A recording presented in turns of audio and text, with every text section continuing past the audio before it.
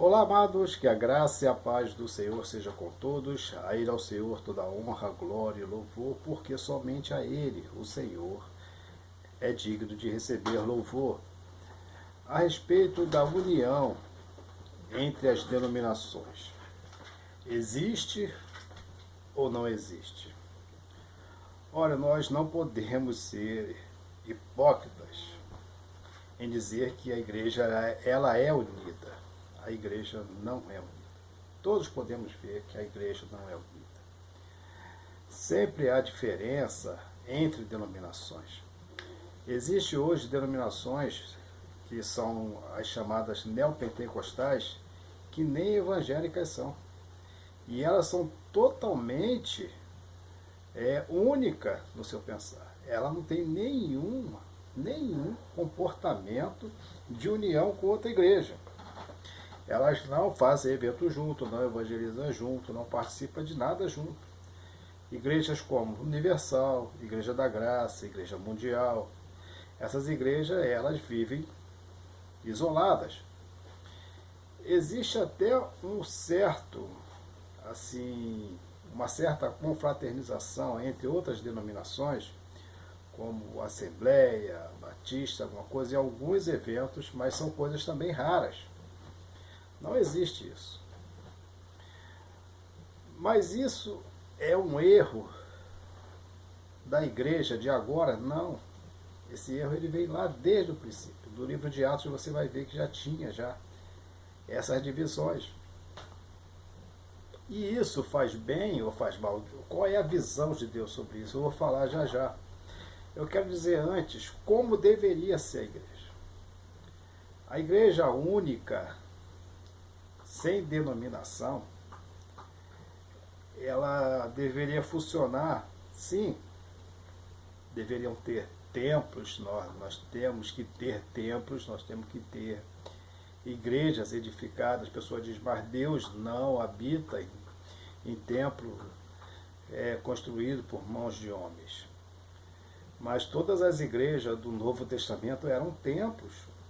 As 7 igrejas que estavam na Ásia eram templos. Outras que ainda não eram templos, no começo, eles se reuniam nas casas. Mas você veja bem, lá em Atos capítulo 2, na descida do Espírito Santo, foram milhares de pessoas que se converteram. Em outras pregações, mais milhares. Onde que vai caber pelo menos 1000 pessoas em uma casa? Não tem condição, a gente não podemos ser ignorante a certo ponto.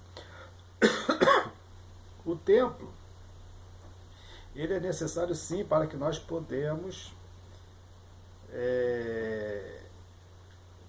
possamos nos unir e adorar a Deus juntos. Esse é o principal motivo de nós termos o templo.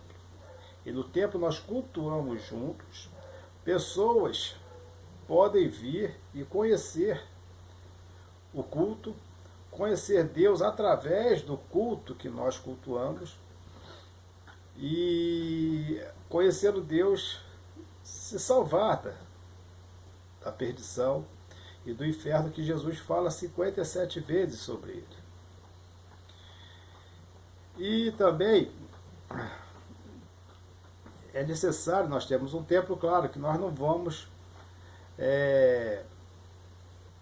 cultuar sempre na rua. Por exemplo, hoje, aqui no Brasil, eu acho que ainda é possível isso, mas traria um pouco de transtorno. Em outros lugares não seria possível. Não pode se reunir nas ruas para práticas religiosas, vamos dizer assim. Para outras coisas pode, para carnaval pode, para o funk pode, para o pagode pode, para fechar ruas, para fazer festa pode, mas para a igreja não pode. Vai dar problema, a gente sabe que isso vai acontecer. Então por isso nós temos a necessidade do templo, e o templo é bíblico, os templos são bíblicos. As igrejas, os santuários, eles são bíblicos. Nós não podemos negar isso. Embora a pessoa diga que não sei o que é bíblico. O que eu sou contra? Eu sou contra denominações dizerem que elas são únicas, que elas estão unidas com a outra, e não estão. Existe sim, existe. Não estou falando no geral, do 100%, mas a maioria absoluta. Existe sim a concorrência e até mesmo uma briga por membros. Isso é visível. Isso é visível. E por que essas coisas acontecem? Por quê? Porque a igreja não deveria ser assim desde o começo, mas ela é assim desde o começo. Por que um crente ele não pode congregar em 3, 4, 5, 6 denominações diferentes? Por que isso não é aceito? Tem igreja que aceita? Eu acredito que tem, eu não conheço, mas deve ter. Eu não acredito que exista 6 igrejas ao mesmo tempo, denominação diferente, que vai aceitar um único membro. Por que nós devemos ter carteira de membros para controle do membro? Quem controla o membro tem que ser a igreja, ou quem controla o membro é Deus? Por que nós não podemos participar de trabalhos evangelísticos em diversas igrejas? Existe essa proibição? Existe, isso é claro, existe. Agora, por que seria hoje, não estou dizendo no tempo lá atrás, hoje, por que seria? Talvez por causa do dízimo e das ofertas. Porque o crente, se ele não tiver a sua denominação própria, ele pode ofertar e dizimar na igreja que ele quiser. Hoje ele dá naquela, hoje dá na outra, dá na outra.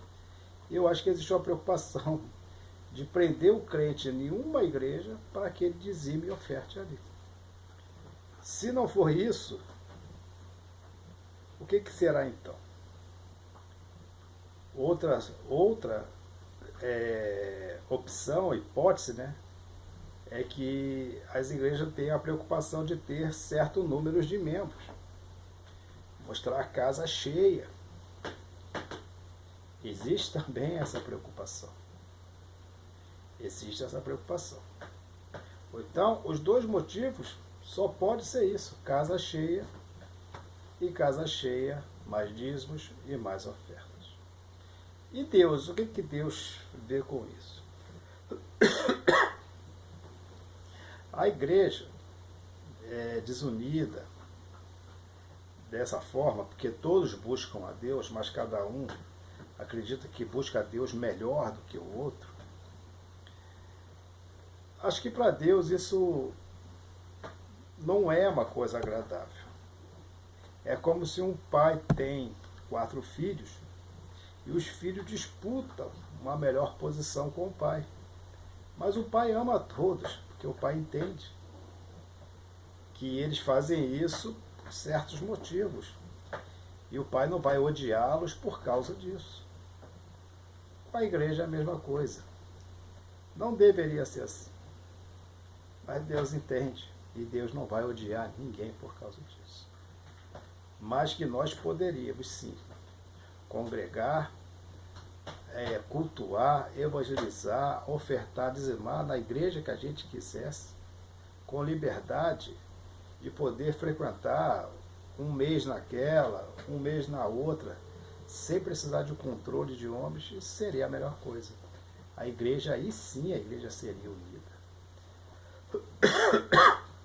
A igreja, aí sim, a igreja iria se esforçar para ter um culto mais agradável. Você fala, tem culto desagradável?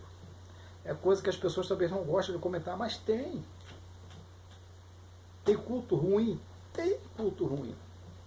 A pessoa fala, mas o culto ruim quem faz é você. Você que faz o culto bom. Eu estou falando do geral.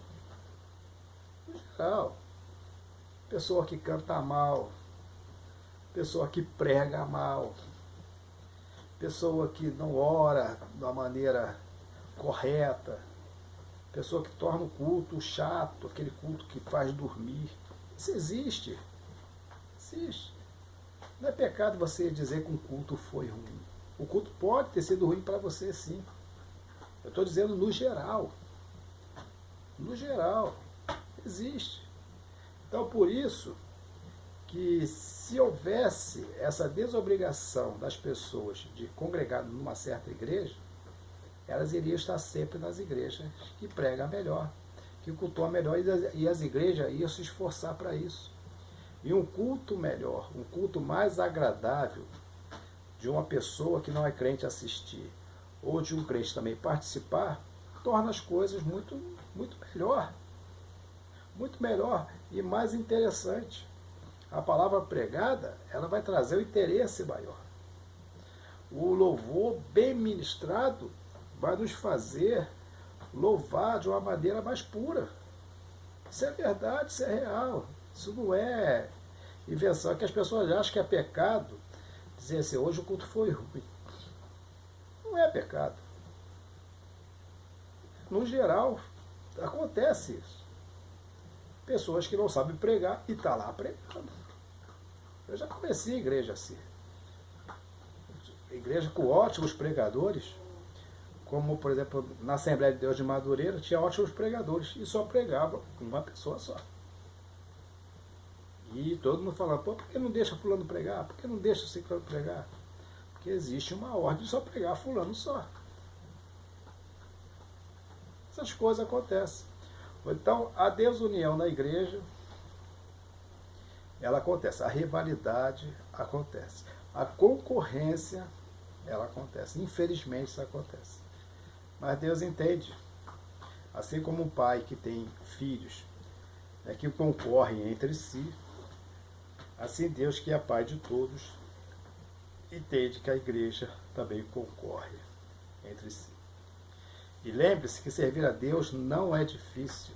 O que é difícil é deixar o pecado. Até a próxima, querendo Deus. Um forte abraço e que Deus nos abençoe sempre.